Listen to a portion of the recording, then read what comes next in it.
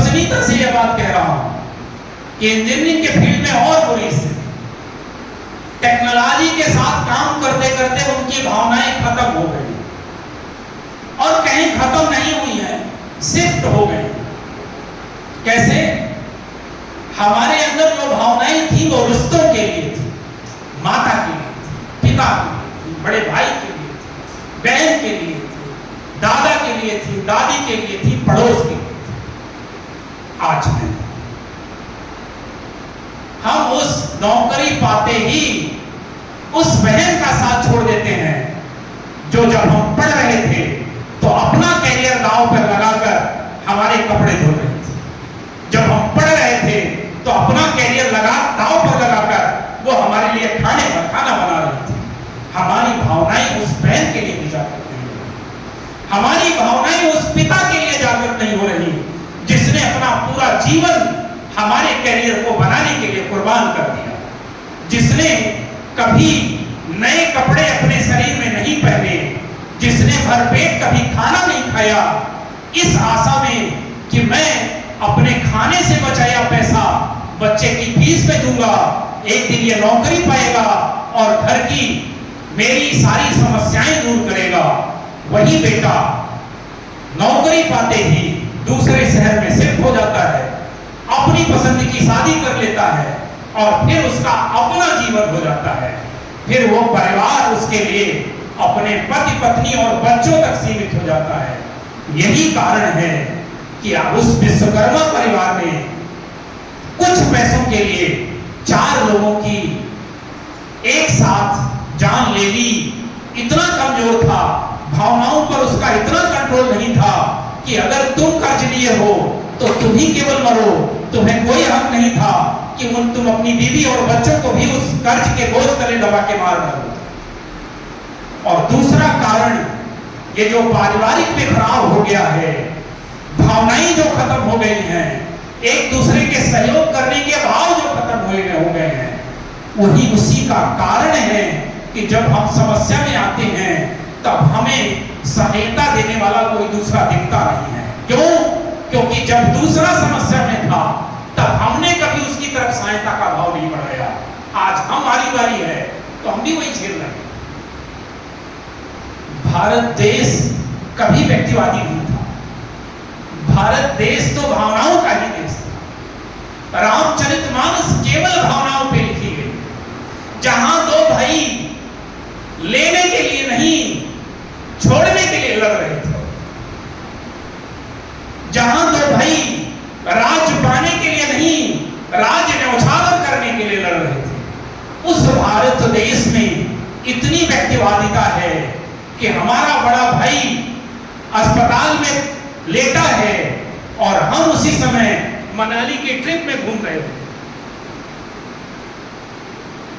हमारी भावनाएं जो वर्तमान में हैं वो भावनाएं कैसे हो जाती? हमारी जो भावनाएं हैं वो भावनाएं आज मैंने कहा शिफ्ट हो गई। कहां?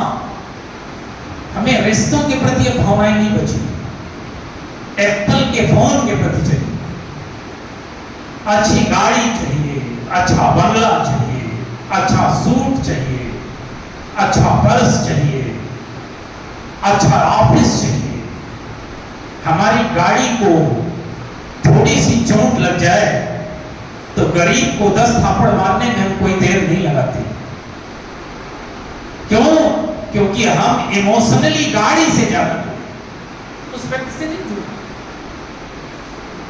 इतना हमारी भावनाएं उद्वेलित हो चुकी हैं कि आज का नया लड़का अगर उसे मोबाइल ना मिले तो वो जान देने पे उतारू हो जाता है। आज का नया लड़का अगर उसके पसंद की नई गाड़ी ना मिले तो उसमें अपनी भावनाओं को रोकने की इतनी क्षमता नहीं है कि अगर गाड़ी नहीं मिलेगी तो भी यह जीवन चलेगा। आज से 10 साल पहले तो किसी के पास गाड़ी नहीं होती थी तो क्या वो जीते नहीं थे? अरे हमसे आपसे ज्यादा अच्छी तरह जीते थे। सुविधाएं आपके जीवन का लक्ष्य नहीं हो सकती, भौतिकताएं आपके जीवन का आदर्श नहीं हो सकती, घर बनाना आपके आपके जीवन का लक्ष्य नहीं हो सकता। ये जितनी भौतिक सुविधाएं हम जोड़ते हैं, ये सारी सुविधाएं हमें अपनी जिंदगी में शांति और आनंद पाने के लिए जोड़ते हैं।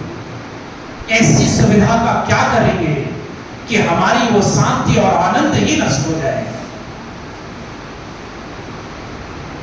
ये सबसे अंतिम विकल्प के रूप में ये सुविधाएं होनी चाहिए, लेकिन दुर्भाग्य है कि हमारे आपके जीवन की पहली प्राथमिकता यही सुविधाएं।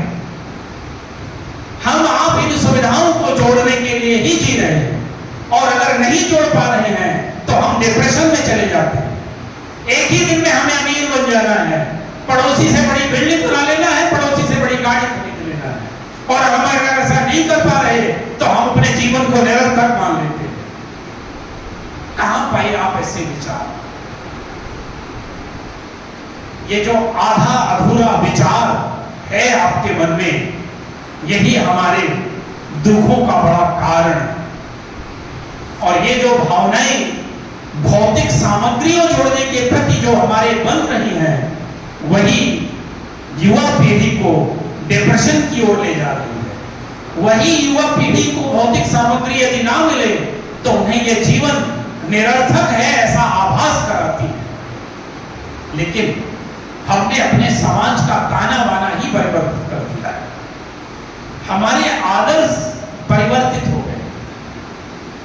हमारे आदर्श अब फिल्म इंडस्ट्री के कुछ कलाकार हो गए। हमारे आदर्श अब शंकराचार्य नहीं है, हमारे आदर्श अब कबीरदास नहीं है, हमारे आदर्श अब राम नहीं है, हमारे आदर्श अब्दुल कलाम नहीं है।